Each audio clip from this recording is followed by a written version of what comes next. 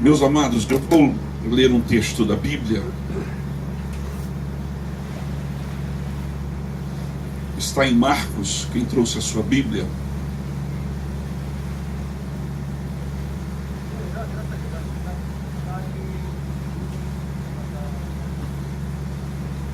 Marcos registra duas tempestades. No capítulo 4 e depois no capítulo 6. Eu vou usar como base o capítulo 6. Amém? Marcos, ele não andou com Jesus. Nós conhecemos João Marcos. Ele não foi um apóstolo. Ele não estava com Jesus nos 3 anos do seu ministério. João Marcos, ele recebeu essas informações e muitos acreditam que foi da parte de Pedro, porque ele era um discípulo que aprendia, que caminhava com Pedro. E aí você diz, mas se ele não andou com Jesus, como pode? Mas Lucas também ouviu, recebeu as informações e trouxe informações tão ricas, cada um escrevendo no seu estilo. E eu vou ler aqui Marcos capítulo 6, versículo 45 a seguir.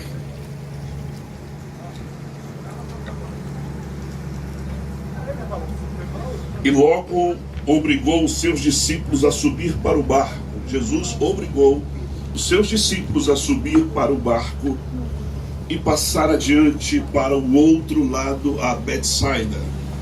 Enquanto ele despedia a multidão, e tendo-os despedido, foi ao monte orar. E sobrevindo a tarde, estava o barco no meio do mar, e ele sozinho em terra. E vendo que se fatigavam a remar, porque o vento lhes era contrário, perto da 4ª vigília da noite, aproximou-se deles, andando sobre o mar, e queria passar-lhes adiante. Mas quando eles o viram andar sobre o mar, pensaram que era um fantasma, e deram grandes gritos, porque todos o viam, e perturbaram-se. Mas logo falou com eles e disse-lhes: tende bom ânimo, sou eu, não temais. E subiu para o barco, para estar com eles, e o vento se aquietou, e eles se ficaram muito assombrados e maravilhados, porque não tinham compreendido o milagre dos pães, antes o seu coração estava endurecido. Amém, amados? Amém. Esses dois textos que falam sobre a tempestade, que está em Marcos, um diz respeito àquilo que o nosso guia falou dentro do ônibus. Jesus dentro do barco, descansando porque estava exausto. E o outro é esse texto, que Jesus despede os discípulos. O texto usa a palavra obriga, como se eles quisessem continuar com Jesus, como se eles quisessem permanecer ao lado de Jesus. E Jesus vai para o monte orar, algo muito comum. E eles vão para atravessar para Betsaida. E é muito importante nós pensarmos que foi Jesus que direcionou isso. E existem algumas coisas que o Senhor direciona as nossas vidas que muitas vezes nós não queremos, que nós não esperamos, que nós não imaginamos. Vocês podem notar que na outra passagem Jesus está no barco, Jesus vem uma tempestade, Jesus está dormindo, mas eles acordam Jesus está ali. Nesse momento eles estão sozinhos, aos olhos deles, no mar, e uma tempestade. Então há momentos que o Senhor nos coloca em provações, Ele nos testa, que nós não compreendemos. E isso é muito fácil você entender quando você lê a Bíblia. Inclusive Jesus um dia disse para os seus discípulos: o que acontece com vocês agora vocês não entendem, mas um dia vocês entenderão. Aleluia. Então a palavra de Deus, ela nos mostra que eles estão no mar e a situação está difícil para eles. E eu penso que eu estou ministrando a palavra não para pessoas que estão vivendo o melhor momento da sua vida. É possível que tenha pessoas aqui que estão vivendo um tempo de bonança, um tempo de colheita, um tempo de grandes vitórias. Mas eu tenho certeza que nem todos que estão aqui estão vivendo esse tempo.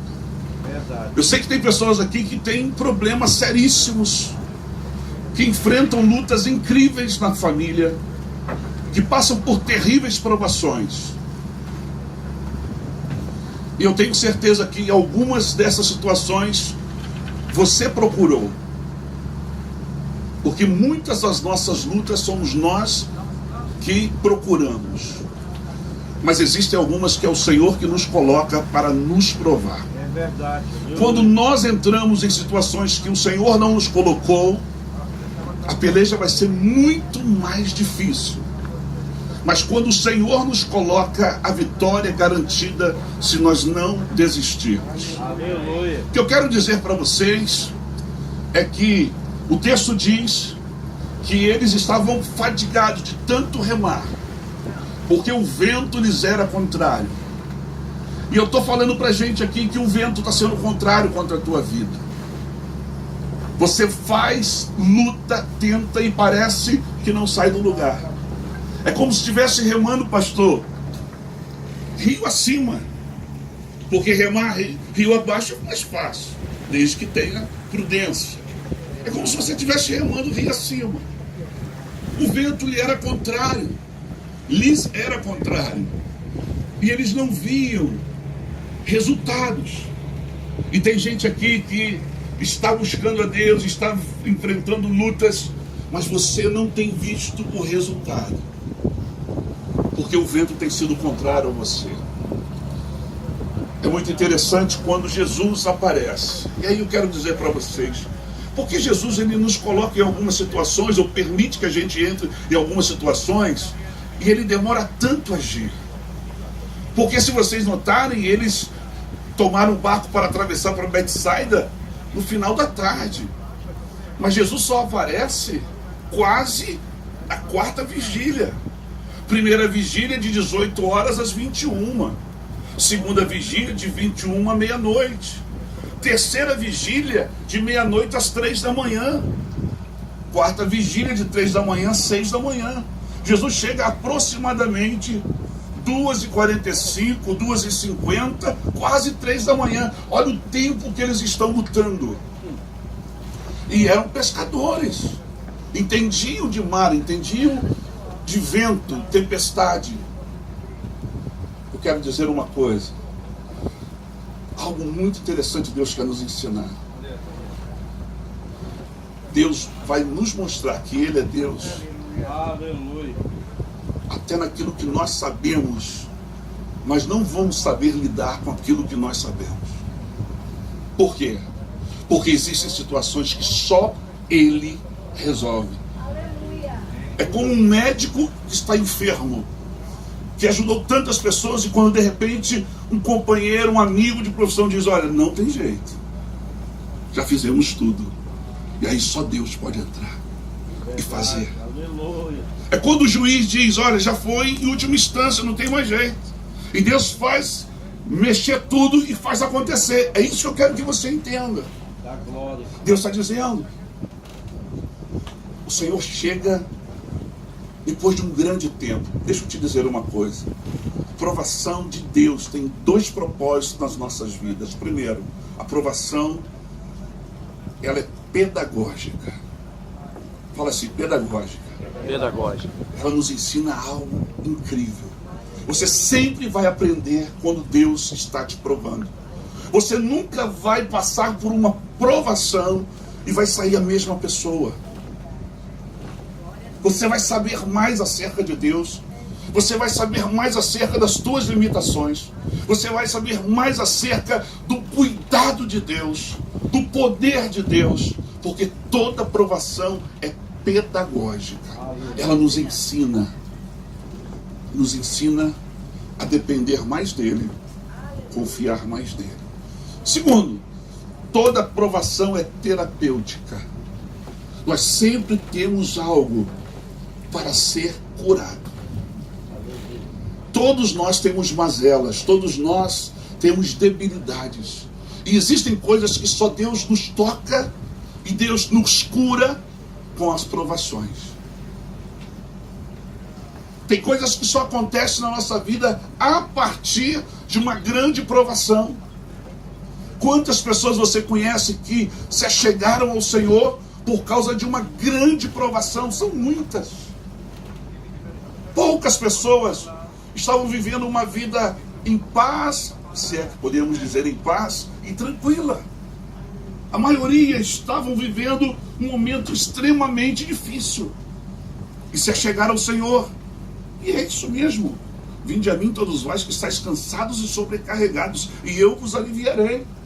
A Bíblia diz, os sãos não precisam de médicos, mas os doentes, estes sim, precisam.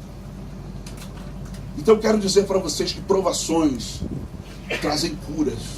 Aleluia. Vou dar um exemplo para vocês. Quantas pessoas que têm problemas relacionados à família, e eu já vi isso acontecer dentro do hospital, com inimizade na família, com problemas na família, e de repente vem a enfermidade, a pessoa se sente tão fragilizada, e aquela pessoa dentro do hospital manda chamar os filhos ou manda chamar a esposa que traiu tanto tempo e diz assim: eu quero te pedir perdão. Aleluia. Eu quero te pedir perdão por tudo que eu te fiz. Provações trazem cura. Cura de relacionamentos, cura na alma, cura física também. Porque provações também são terapêuticas. E eu vou terminar agora dizendo para vocês que Deus sempre vai agir de uma forma. Ele vai se revelar em meio às provações. Eles estavam sendo provados naquele momento. E aí o mais interessante é que nós sempre temos um entendimento equivocado acerca de Jesus. Eles estavam vendo Jesus como um fantasma.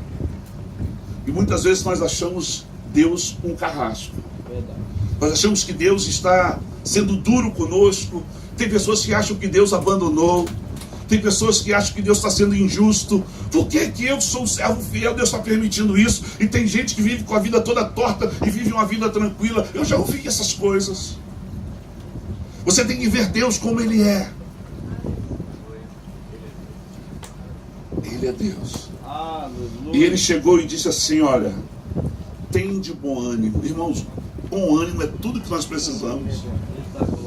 Porque uma pessoa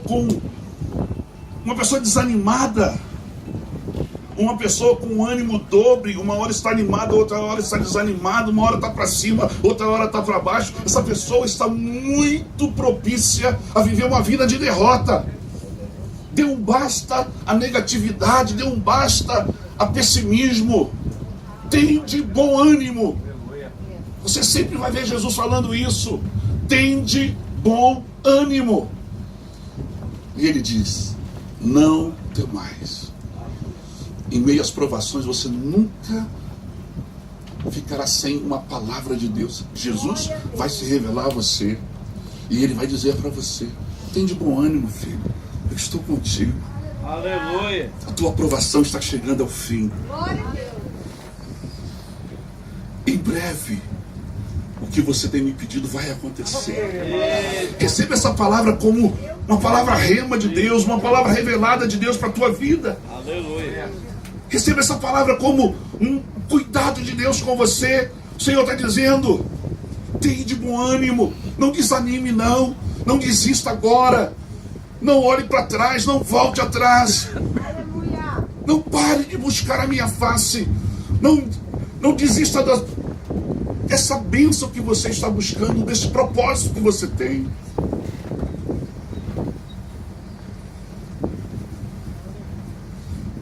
Amém. Amém.